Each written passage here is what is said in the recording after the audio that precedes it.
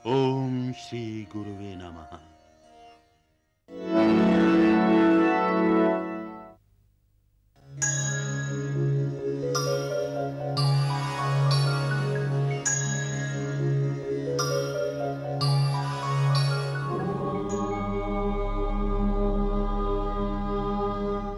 ओम ही वर्चस्वते, ओम ही सर्वस्वते। जीर्ण तन या हीन मन हो या मनस का फेर हो, पाप की दुविधा हो या फिर इस जगत का घेर हो, शरण अध्यात्म को अपना बना कर देख, एक और विज्ञान से रिश्ता बना कर देख।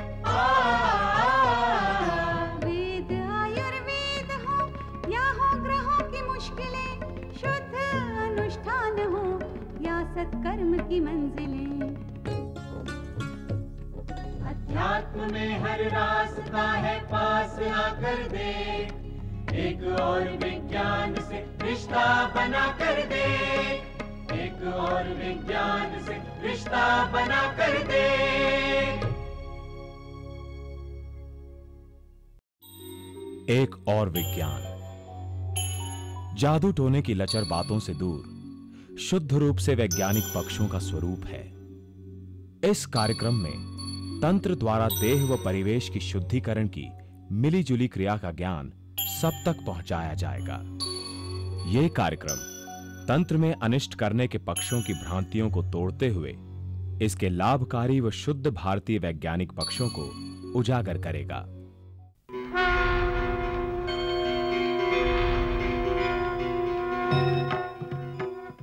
नमस्कार, जय माता दी, जय भगवान। हम पिछले अंकों में संतान के बारे चर्चा कर रहे थे। संतान पितर लोगों का आशीर्वाद है, उनका प्रसाद है। इसीलिए श्राद्ध कर्म बना। जितनी श्रद्धा से आप पितरों को प्रसन्न करेंगे, जितनी श्रद्धा से पितृ लोगों की पूजा करेंगे, उतनी अच्छी संतान होगी आपको। कहीं कहीं आपने देखा होगा कि बच्चे पैदा होते हैं 2 साल के बाद, 5 साल के बाद, 3 साल के बाद, 6 महीने के बाद, अल्पाजु में ही मां की गोद सूनी हो जाती है। कभी कभी प्रेगनेंसी मैच्योर नहीं हो पाती, कभी कभी होती नहीं है। बहुत से उपाय हैं इसके लिए। ऐसा एक अद्भुत प्रयोग आपको बता रहा हूं जो निष्फल नहीं होता। आसान प्रयोग है। आप थर्सडे के दिन, गुरुवार के दिन, बृहस्पति के दिन श्री विष्णु सहस्त्र नाम का पाठ करें। रोज कर सकते हैं तो बहुत अच्छी बात है, पर प्रतिदिन करना कभी मुश्किल हो जाता है। तो बृहस्पति के दिन श्री विष्णु सहस्त्र नाम का पाठ अत्यंत लाभकारी होता है। केले का पेड़ है तो उसके नीचे बैठ करके करें, नहीं है तो केले का फल भगवान के चरणों में अर्पण करके, विष्णु भगवान के चरणों में अर्पण करके फिर शुरू कर दें। छोटा केले का पेड़ मिल सकता हो, तुलसी का पेड़ मिल सकता हो, तो उसको जरूर रखें। तुलसी से दोस्तों याद आ गया, हम ग्लोबल वार्मिंग की बात कर रहे हैं, रोज चर्चा करते हैं उसकी। तुलसी का पौधा ग्लोबल वार्मिंग को ठीक करने के लिए, सारा कुदरती वातावरण अच्छा रहे, बहुत बड़ा कार्य करता है। तुलसी नियामत है। तुलसी का पेड़ जिस घर में होता है वहां नकारात्मक शक्तियां नहीं आ पाती। तुलसी का पेड़ सकारात्मक शक्तियों को देता है। अगर आप 5 पत्ते सुबह में 5 पत्ते शाम को तुलसी पत्तर का सेवन करते हैं, बहुत सी बीमारियों से बच जाते हैं। तुलसी का पेड़ जिस घर में होता है वहां पे शैली रेजज नष्ट हो जाती हैं। तो आप प्रण करें कि तुलसी का पेड़ घर में जरूर लगाएं। और जिस मंत्र की मैं बात कर रहा हूं उसके लिए तुलसी पत्तर बहुत जरूरी है। तुलसी जी के पेड़ घर में होंगे तो आप समझ लीजिए कि आधा काम आपका हो गया। इसीलिए हमारे महात्माओं ने, संतों ने तुलसी को धर्म के साथ जोड़ा कि तुलसी का पेड़ हम घर में जरूर लगाएं। हम तुलसी विवाह करते हैं, उसमें लाखों खर्च कर देते हैं। तुलसी जी का मंत्र पढ़ते हैं, उसमें बहुत कुछ कर देते हैं, पर तुलसी का पेड़ घर में नहीं लगाते। तुलसी रामायण पढ़ते हैं, तुलसी जी के बारे में हम जानते हैं, फिर भी तुलसी घर में नहीं लगाते। और संकल्प करें कि हम कम से कम 5 पेड़ तुलसी जी के घर में लगाएं। कहीं कहीं लगाना कठिन है, जैसे अमेरिका में कुछ स्थानों पर नहीं लगा सकते। जहां जहां लोग लगा सकते हैं जरूर लगाइए। आप कितनी बीमारियों से बच जाएंगे, कितने वास्तु दोष तुलसी जी का पेड़ लगाने से ठीक हो जाते हैं। इस मंत्र का दोस्तों विष्णु सहस्त्र नाम का आपको पाठ करना है थर्सडे को। आप नहीं कर सकते, पुस्तक ले लें, साथ में ऑडियो कैस्ट लगा लें, तो आप 10 दिन में, 20 दिन में, महीने में सीख जाएंगे। बहुत से महापुरुषों ने बोला हुआ है श्री विष्णु सहस्त्र नाम। पद्मश्री पंडित जसराज जी ने बहुत सुंदर शब्दों में बोला है। शुभम लक्ष्मी जी ने बहुत अच्छा बोला है, बहुत अच्छा। आप सुनते हैं तो सच में आनंद में आ जाते हैं।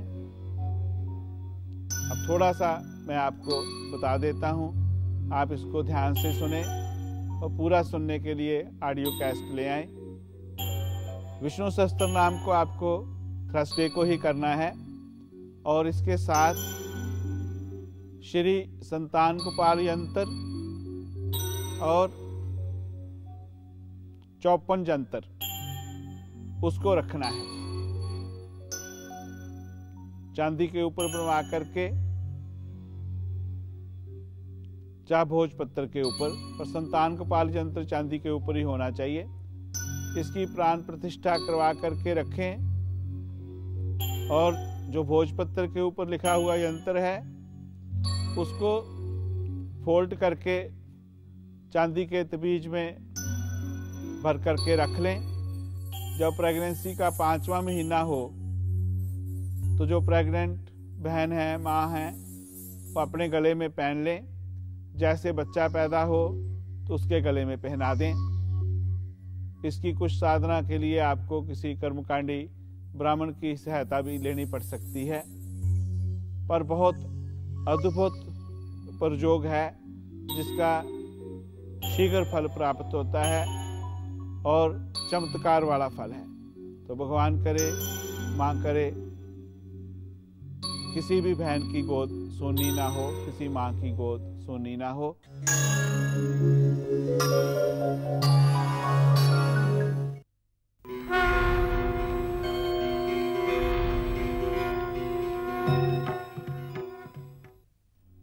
नमस्कार। कार्यक्रम एक और विज्ञान में आप सबका बहुत बहुत स्वागत है। स्पिरिचुअलिज्म यानी आध्यात्म हमारे जीवन के लिए क्यों महत्वपूर्ण है, और इसी यात्रा को आगे बढ़ाने के लिए हमेशा की तरह हमारे पथ प्रदर्शक हमारे साथ मौजूद हैं, परम पूज्य श्री चामुंडा स्वामी जी महाराज। स्वामी जी, आपका बहुत बहुत स्वागत है। शुक्रिया अपर्णा जी। दर्शकों बहुत बहुत प्रणाम, जय माता दी। आध्यात्मिक विज्ञान एक और विज्ञान सदा मदद करता है आपकी।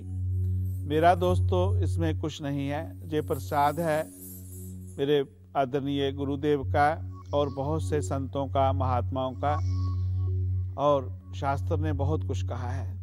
मैं ज़्यादातर जो भी आपको कहता हूँ आपके मेरे गुरुदेव के अनुभव हैं जो आपके साथ बांटता हूँ मैं। और सही में स्पिरिचुअल पावर से आप अपनी बहुत सी समस्याओं का समाधान कर सकते हैं।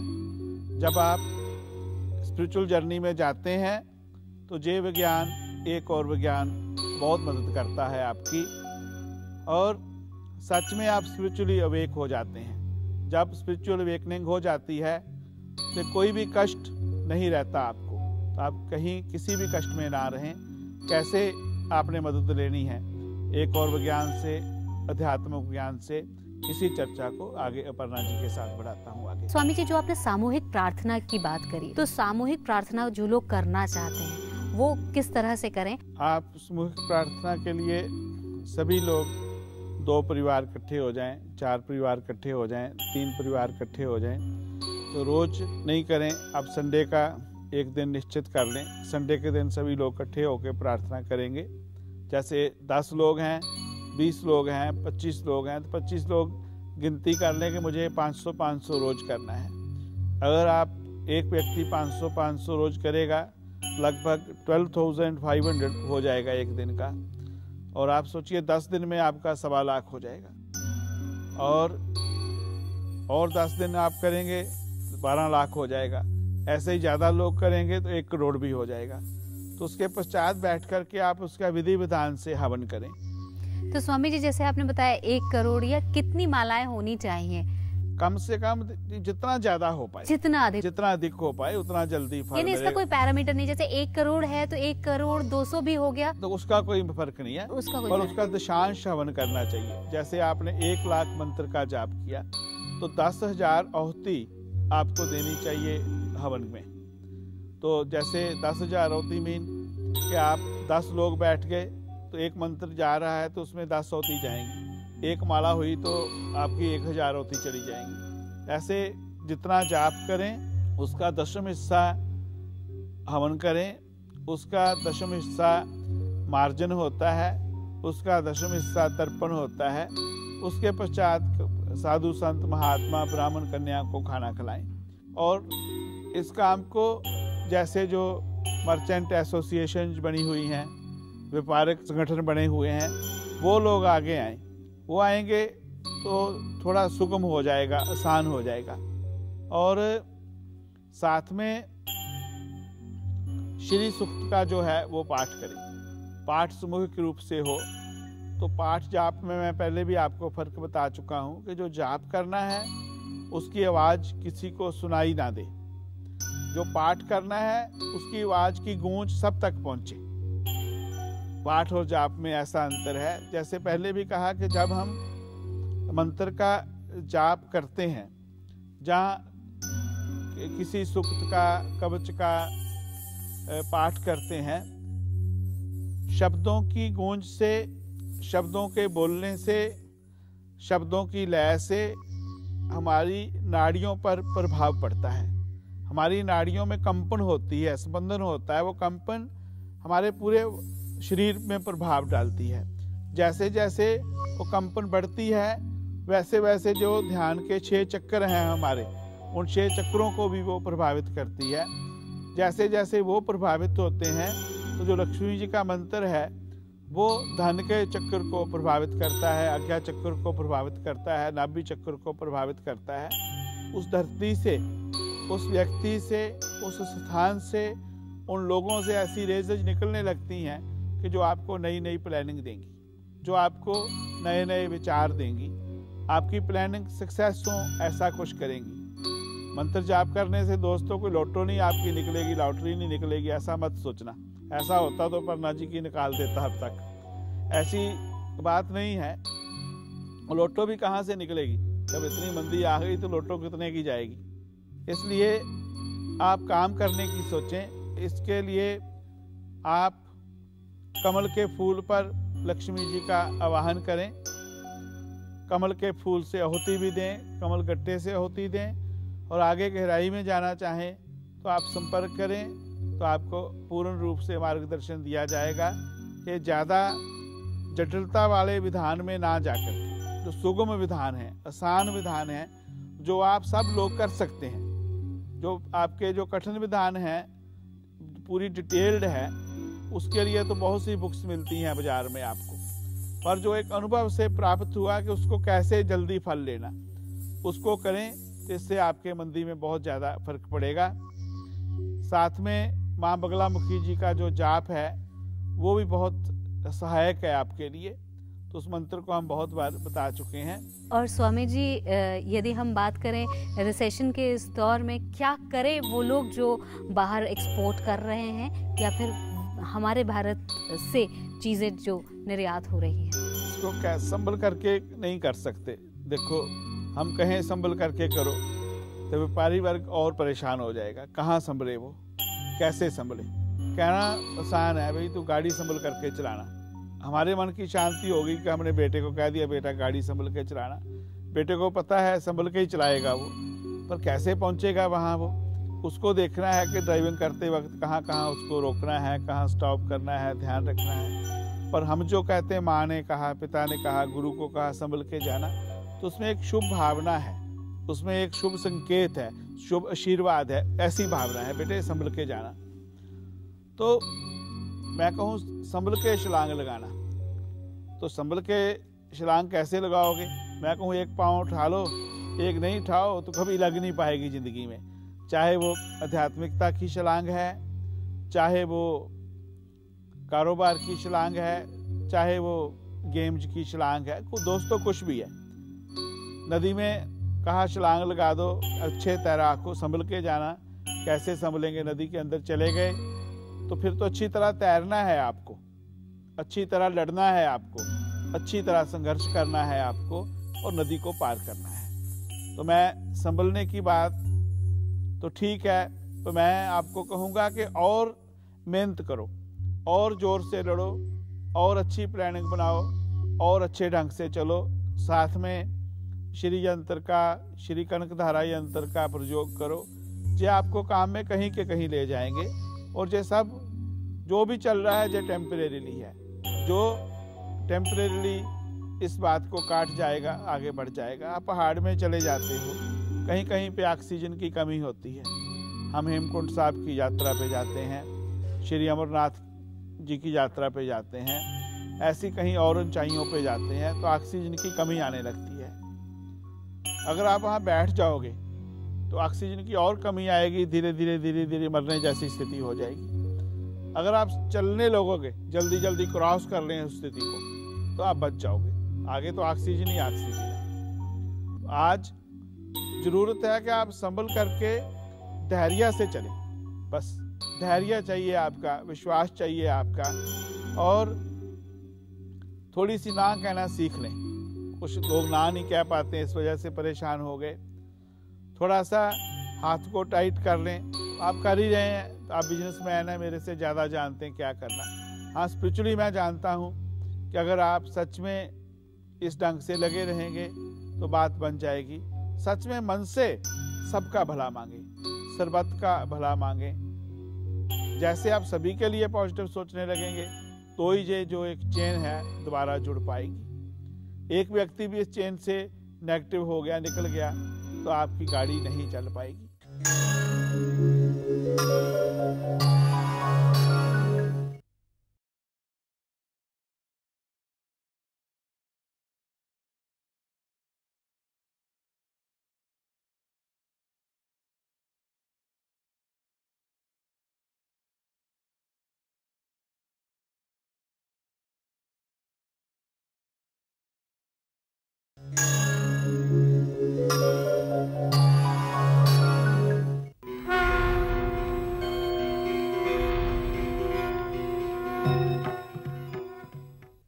स्वामी जी, अभी पिछले दिनों एक रिपोर्ट आई थी, एक रिसर्च हुआ था जिसमें मियामी के लोगों को लेकर एक रिपोर्ट बनाई गई है, जिसमें ये पाया गया कि लोग बहुत ज़्यादा डिप्रेशन में हैं और 10 में से 8 लोग इस वजह से डिप्रेशन में हैं क्योंकि मार्केट में मंदी है। 10 में से 8% लोग इस वजह से डिप्रेशन में चले जा रहे हैं कि मंदी है, तो एक वाकई में चिंता का विषय है। ऐसे में हर एक आदमी एक सॉलिड तरीके से, एक सशक्त तरीके से उबर जाए इससे, तो क्या किया जाए इसके लिए? 80% लोग इसके प्रभाव में हैं। आप सोचिए, जिस घर में 4 लोग जॉब करते थे, 2 लोगों की जॉब छूट गई और 2 लोगों में तलवार लटक रही है कि कब जॉब चली जाएगी। आज आप वीक का $1000 कमा रहे थे, $2000 कमा रहे थे, आज आप ढूंढ रहे हैं कहाँ जाएंगे। ऐसे ही व्यापारी वर्ग की बात है, बिजनेसमैन की बात है। आप देखेंगे पर ना, कोई भी बिजनेसमैन हारना नहीं जानता, वो कभी भी नुकसान के लिए कोई कार्य नहीं करता। तो फिर भी बिजनेसमैन जब तक उसमें हिम्मत होती है लड़ता है ना, नुकसान को सहन करता है, किसी भी तरह से जो मेरा जो बिजनेस है मैं रह जाऊं, मार्केट में रह जाऊं। पर जब ये मंदी का दौर शुरू होता है तो किसी को नहीं छोड़ता है। आप देखें कि कितनी बड़ी बड़ी कंपनीज बंद हो गई, कितने बड़े बड़े स्टोर्स बंद हो गए, और पहले जो लोगों के पास पैसा था वो भी नहीं रहा, तो लोग कहाँ जाएंगे? बहुत परेशानी होगी। आप हिंदुस्तान से भाग कर के अमेरिका आ गए कि चलो रोजी रोटी कमाएंगे, अच्छी तरह चलेंगे, अच्छा होगा। बड़ी मुश्किल से वीज़ा लिया आपने, बड़ी मुश्किल से आपने सब कार्य किए, और अभी रिसेशन ने इतना तोड़ दिया, अभी कहाँ जाएंगे आप? क्योंकि कोई भी व्यक्ति अपने जब परिवार को समृद्ध बनाता है, परिवार के मेंबर्स समृद्ध बनते हैं, परिवार के बाद वो गांव का सोचता है, समाज का सोचता है, देश का सोचता है। जब व्यक्ति के अपने ऊपर पड़ती है तो फिर दूसरे का कैसे सोच पाएगा? इकोनॉमिकली क्या स्थितियां हुई, क्यों हुआ, कैसे हुआ, जो अर्थशास्त्री जानते होंगे, फाइनेंस के स्टूडेंट जानते होंगे, उसके जो विद्वान लोग हैं वो जानते होंगे। पर मैं एस्ट्रोलॉजिकली, स्पिरिचुअली क्या किया जा सकता है उसी विषय तक सीमित रहूँगा, क्योंकि वो मेरा विषय नहीं है, ना मुझे उसका ज्ञान है। तो आवश्यकता है अगाध विश्वास की, पूर्ण श्रद्धा की, और यदि हमारे मन में विश्वास और श्रद्धा है तो मंदी की मार कोई मार ही नहीं है। स्वामी जी, आज आपने इस विषय पे जो जानकारी दी उसके लिए बहुत बहुत धन्यवाद। हाँ, शुक्रिया अपर्णा जी, आप बहुत अच्छा टॉपिक लेके आई, जिसकी मार से, जिसकी दर्द से सब परेशान है। किसी को ज़्यादा दर्द है तो किसी को कम है, दर्द सबको है। मुझे पूर्ण विश्वास है इस दौर से हम जरूर निकल जाएंगे। इसी के साथ अपर्णा जी से और आपसे इजाज़त लेता हूँ।